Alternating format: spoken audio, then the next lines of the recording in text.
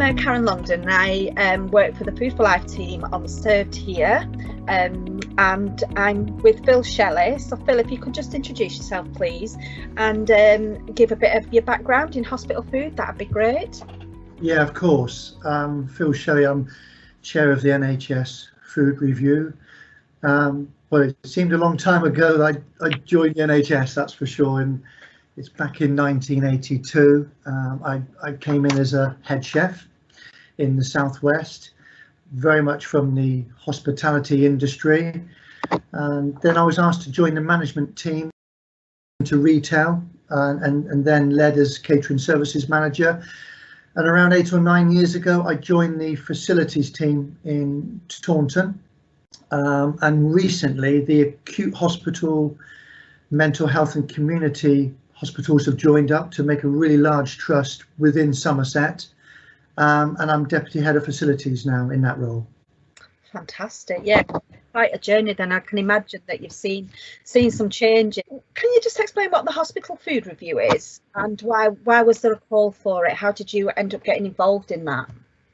Well, in the summer of 2019, we had an outbreak of listeriosis in which 7 patients unfortunately tragically died after eating hospital sandwiches contaminated with Listeria monocytogenes.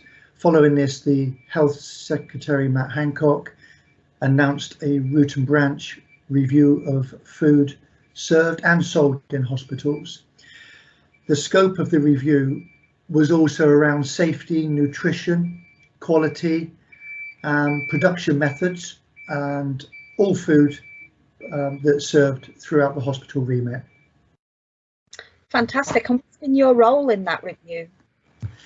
Again, that was a bit of a journey for me. I was approached first of all by Simon Corbin, who is the director and head of profession for NHS Estates. He asked if I was willing to chair an independent review following the food poisoning outbreak.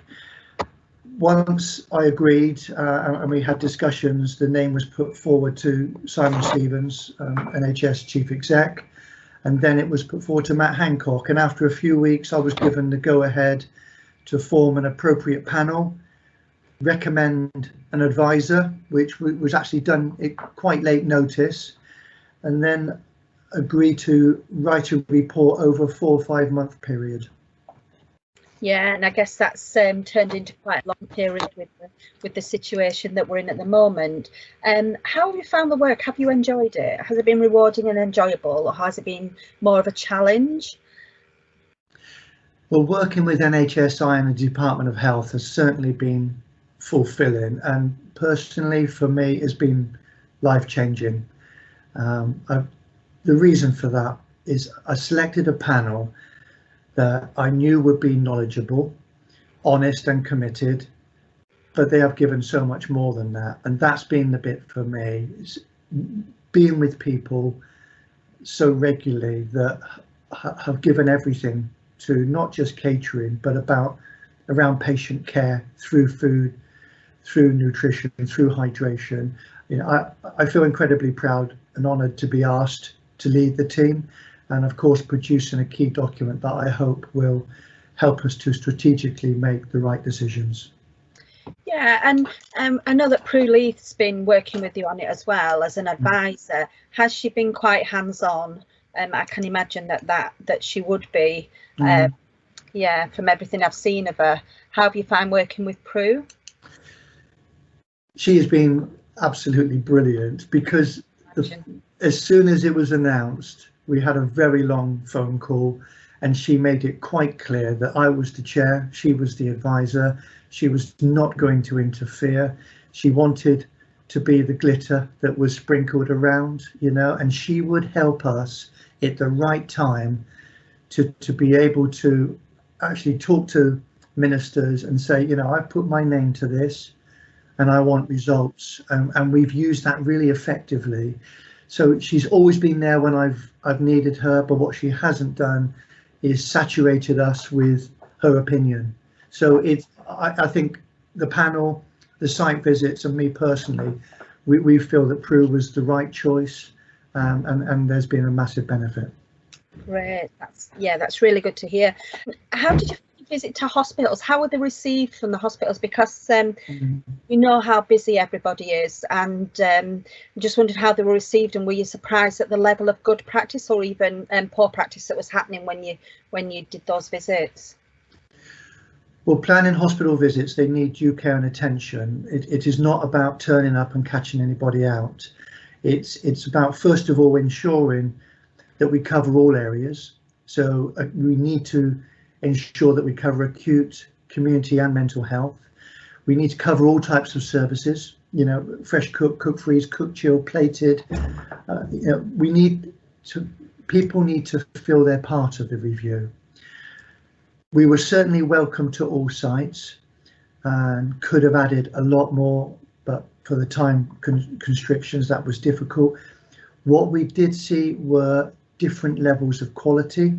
We saw infrastructure and equipment that needed investment, but we saw total commitment and pride from the catering teams and resilient leadership. And that stuck out for me. In all of the areas, the passion that people had to improve their services was there. Fantastic. That's really great to hear. Why do you think this review is going to succeed, where maybe in the past they've gone flat? There's been quite a lot of emphasis on hospital food over the last few years, with, as you say, celebrity chefs getting involved and different coming at it from different angles and different reviews. Why do you think this one's different, and why do you think it might succeed? Well, first of all, given the freedom to involve key groups and associations on the panel, having key stakeholders as well that understand innovation. We needed to be inclusive of contractors and suppliers to show that everybody has a part to play and their voice will be heard. The recommendations and the checklist will, of course, help form an action plan, and that needs to be managed with a firm link back to NHSI, as well as the food standards linking with the recommendations. We will also keep the Department of Health up to date. And there's been no secret that we didn't want to replicate what had happened before. We want to make a difference. And I believe that the way we're setting out for the future will make that happen. Yeah, and from what you said, with you picking the panel, you've had the experts on there from the industry and from all across the industry. So I guess that's different as well. Are you confident that the ministers and Secretary of State are going to implement the recommendations? Have you had any indication of that? Well, right from the start, there's been a clear brief that this is an independent report. There was never going to be any guarantee that we were going to get any or full support from government. However, we've had access to the Secretary of State and Joe Churchill, Minister for Public Health, and considering the circumstances, to be given access to them personally, I think speaks volumes of how they hold this report. We've been keeping them up to date. We've been mapping out progress reports, which has identified sort of key challenges. In recent weeks, both Prue and I met with the Secretary of State. He has reaffirmed his support for the report and, of course, importantly, all of the recommendations. Fantastic. And is there a role for the CQC going forward as part of the review? Yeah, there certainly is. And we need a commitment from those within CQC to align the audit responsibilities that they already have with the recommendations of the report. Soft FM doesn't always invite the appropriate time that CQC spend on sites. We need this opportunity to raise that game. We already have good communication with colleagues in CQC, and that will continue. But I think what the panel can do is hopefully have a relationship with CQC that can support inspections. Great stuff. Do you think the government will be able to find the money for the capital investment in kitchens? Well, as part of the report, we've linked with the up and coming spending review. We realise that funding is needed for large, medium and small projects. And it's only fair that once we know what Treasury agree, then there will be a formal process to apply. But at this point in time, it's difficult for me to actually align exactly what that will be. Great, thank you. Do you feel there's a benefit to cooking fresh food on site in hospitals? Can you see the benefit of that? First of all, there's an enormous benefit for hospitals, patients and staff to be able to achieve exemplary food on site. Fresh cooking has got to be the goal if it is achievable, if it's practical and of course cost effective. And each situation is slightly different. We've realised that one size does not fit all, but everybody needs to be able and needs to be prepared to be challenged to innovate. Yeah, and with fresh cooking comes obviously the workforce, and I know from working with hospitals in my role that can be a challenge sometimes. And some of the larger trusts where kitchens have been shut down, there's been a definite link to having those skills in the kitchen. Yeah. How do you see how do you think young people could be inspired, not just hospital catering, but catering as a career? But more, we see lots of celebrities, chefs on the television in restaurants, but maybe public sector catering isn't seen as the best career choice. How do you think we could inspire more young people to actually think about it and take it up, which would enable obviously fresh cooking? Well, I think that's a great question, and certainly that's an area that I personally believe we can drive positively. In the current climate, the NHS is held up as a standard bearer throughout the world. You know, we're free to all. The quality of care and staff are totally committed to their roles. I've always understood that anyone that works in the NHS is not just in a job, they're in a vocation. And this does include facilities and catering teams. Being involved in the recovery of a patient through good food, as well as serving our colleagues great choices, and that includes retail areas, that should attract those that want to be part of making a difference. I think we've seen over recent months that COVID has brought so much pressure on the hospitality industry, but what that has enabled us to do is link with those chefs involved in that industry to bring them into the NHS to share their skills. Yeah, that's amazing. I think the sort of current situation has really shone a light on the skills that are out there and how they can be brought together. And I know that in Food for Life Safety here in our standards, we do talk about staff training and staff development. Do you see a role for Food for Life Safety here in the future in actually verifying standards in hospitals, particularly maybe around national guidelines on food, which are mandatory? Well, as you know, Dr. Susanna McWilliam joined me on the panel for the review, and she represented the Soil Association brilliantly. Our discussions around accreditation were always lively. There's Food for Life served in hospitals has a part to play in improving the quality of our food served in hospitals. Importantly, what the Soil Association has done is lifted the bar. We know that we need accreditation as a status that is open to all types of services. You know, we want everybody to realise, what can I achieve to lift the bar in my service?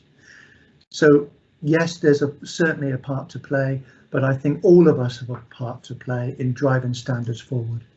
Yeah, that's really great. Yeah, and what's your vision for hospital food? Where can you see hospital food in 10 years' time? Gosh, we're going to be in a very different place, aren't we? I mean, even just in the last few months, how things shift. Well, certainly there are a few things around the food standards that will happen that I think will drive a different way of catering within healthcare. And because the review and the recommendations will be linked to the food standards, you know, we need, first of all, to be prepared to be challenged. For those that take up the challenge, they will flourish. for those that don't take up the challenge, life is going to be very, very difficult, because if we're not prepared to get to the next level, then it will be very, very testing.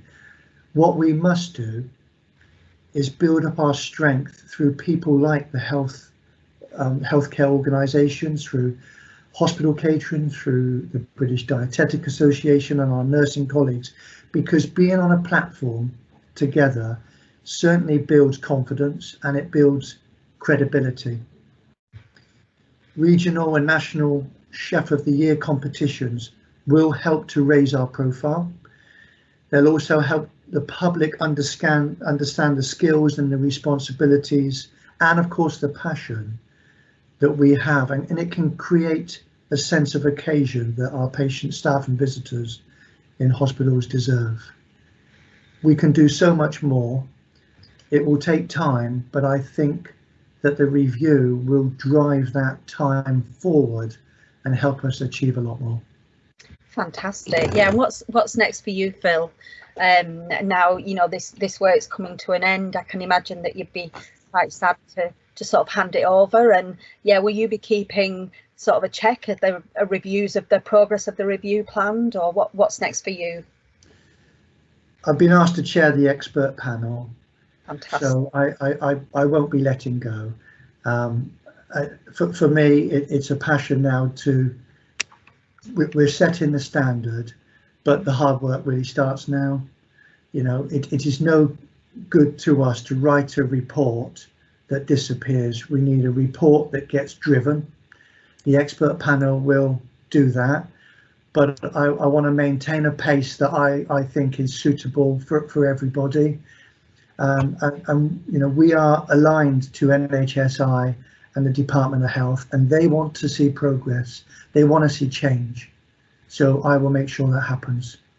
Fantastic. Well, thank you so much for your time. That's been really useful, and yeah, congratulations. It just sounds like it's been an amazing piece of work, and really hope that it gets the success that it deserves. Yeah. Thanks, Karen.